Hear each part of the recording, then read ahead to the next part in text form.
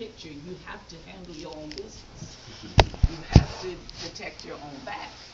But if there's another superseding element in the scenario, then you got to think three, not two. And thinking three is what leadership is about. God is always overshadowing the picture. So I got to remain faithful to God. I got to remain humble to God. I got to remain loyal to God, even though this person's trying to kill me, you know. And if me and God's having this conversation, this person's trying to kill me. I'm like, God, what do we do? He says, remain faithful, humble, loyal. I got this. So it changes my defense mechanism, changes my response mechanism. It changes all of the factors that would make me retaliate, defend, and just take him out.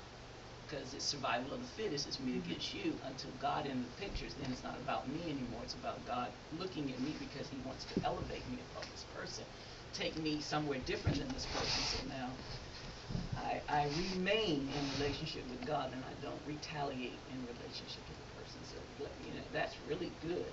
You have to ask who will be faithful, humble, and loyal to.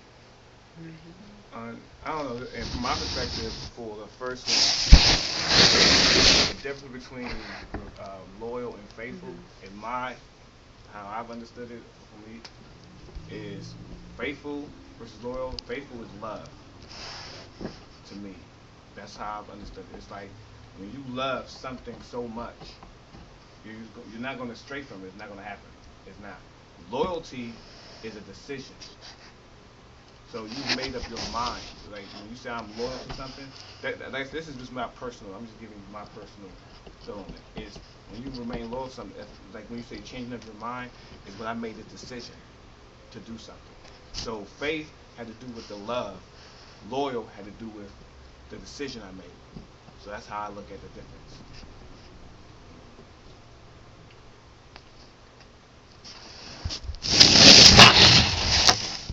Okay, so now we're gonna we went to David to Saul and David's honor to his leader, and now we're going back to kind of with Moses, and we were talking about his qualifications. But when Moses dies, he passes the mantle to Joshua, and Joshua had big shoes to fill. Moses had taken people, to taken out of Egypt. He parted the Red Sea and all this big stuff, and now Joshua was coming in. He's like, oh man, I have to fill his shoes. And they were really big shoes. And that's why people call you as the Joshua generation and everything like that. Okay.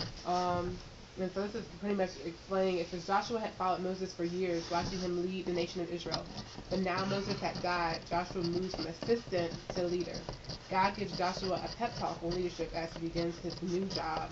God encourages Joshua to be strong, courageous, obedient, all qualities of godly, effective leaders. And those are another three. And we already had our first three. These are also as being strong, courageous, and obedient. Okay, and so basically, let's talk about what does it mean to be strong. Like we can compare between maybe like more of a worldly strong and a godly strong. So what does it mean to be godly strong? We can go godly strong first. So everybody can think maybe like a word or a phrase. Just get in your mind now and just go around and see what do you guys consider a godly strong? You want to start with Chris? You have something? I think like being godly strong is like the ability to stay in a position in God, like the ability not to like go away from God. Tell you have anything? Like what godly strength is? I don't have anything You have anything? You don't think you have anything? Like being able to handle like a task or something. Okay, handle a task. Like with stuff like doesn't all like go together. How you work together. Did you have anything? Like Godly strength? not being like not willing to move and like when situations go bad. Not willing to move. And you have anything? I would say strength is strength. Strength is strength. Yep.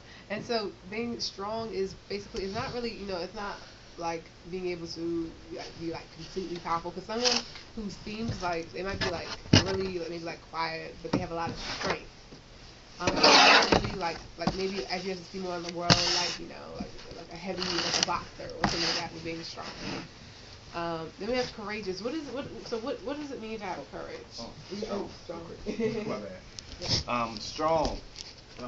Strong is not a physical thing in my definition. It's more so. It's physical, but it's not the exertion of anything. It's the resistance. When you're strong, it means that you're able to resist other stuff around you. It doesn't mean when power versus strong. Power is when you're enacting your power on something, and when you're strong, you're able to resist something that's acting on you. So that's what strong means to me. And what do you have? Courage is like being bold. Being bold. Not afraid to do something a little bit different or a lot different. Stepping out the box. Stepping out the box. And what does it mean to be obedient? To listen. To listen. Yeah. Do what's good. Go do what you're told. Anything else with obedient? And so why would you consider, we've been talking about a whole bunch of different words that we've described with leadership. I mean, for being leaders, why is it so important? Why is it important to have these things to be a leader? I guess just to think about that, and we'll all have a little response about why these things are so important to being a leader. Because these are really things that you really need to, if you don't possess, to be working on possessing, because it's really hard to be a leader without them. So you have something in your mind. So. Yeah. Okay, for the strong part, you have to be strong because you have people looking up to you, whatever. And you have to basically give them an example of what strength is.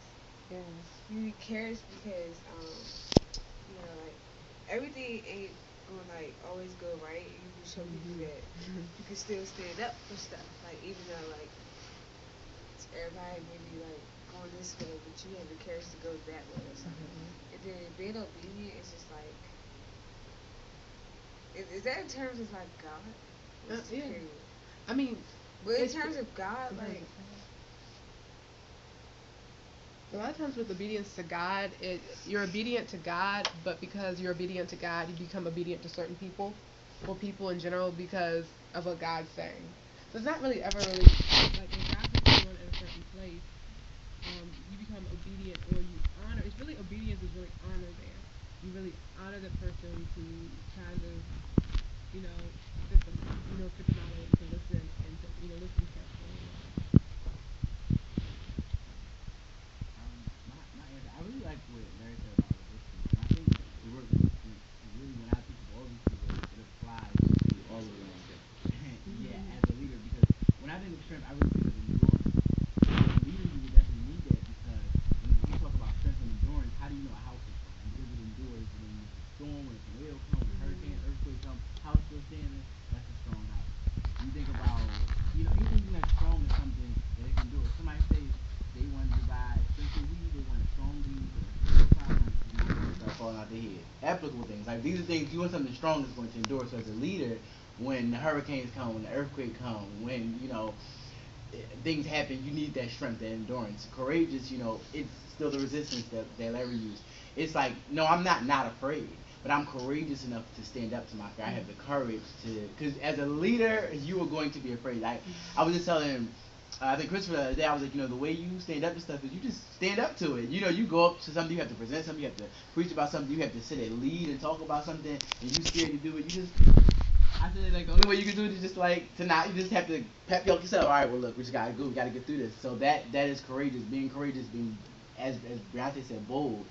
And obedience still resistance. It's resisting the inevitable and, desire to not be obedient. It's way easier to just kind of do what you want.